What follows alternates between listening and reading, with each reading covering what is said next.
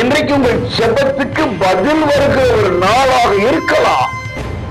விசுவாசித்தால் தேவ மகிமையை நீங்கள் காண முடியும். விசுவாசிக்கிறனால் எல்லாம் கூடும் என்று வேதம் சொல்லுகிறது. நம்முடைய ஆண்டவருக்கு ஒரு பெயர் ஜெபத்தை கேட்கிறவர். அன்பு உறவுகளே, நல்லவராம் இயேசுவின் மகத்துவமான நாமத்திலே உங்களை மனதார வாழ்த்துகிறேன். ஏசப்பா உங்களோடு இருந்து நடத்துவாராக. 1 சாமுவேல் 1:27 நான் கர்த்தரிடத்தில் கேட்ட என் விண்ணப்பத்தின்படி எனக்கு கட்டளையிட்டார். அந்நாள் இப்படியாக சொல்லுகிறார். எப்படி பிள்ளையை இன்றைக்கு உங்களை பார்த்து சொல்லுகிறேன், நீங்கள் கேட்ட விண்ணப்பத்தை கர்த்தர் செய்கிற காலம் வந்துவிட்டது. அது இன்றைக்கா இருக்கலாம்.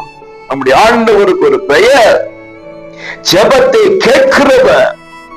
நீங்களும் நானும் செய்ய வேண்டியதெல்லாம் ஒன்றுதான், அவரை நோக்கி விண்ணப்பம் செய்ய வேண்டும். எனக்கு இப்படி நடக்குது, எனக்கு இப்படி நடக்க வேண்டும், இப்படி நடந்தால் இப்படி செய்வேன் என்றெல்லாம் பொருத்தனை செய்து அதை விண்ணப்பமாக நீங்கள் தேவனுக்கு தெரிவிக்கும் போது உங்களை பார்த்து சொல்லட்டும், நிச்சயம் பதில் வரப்போகிறது.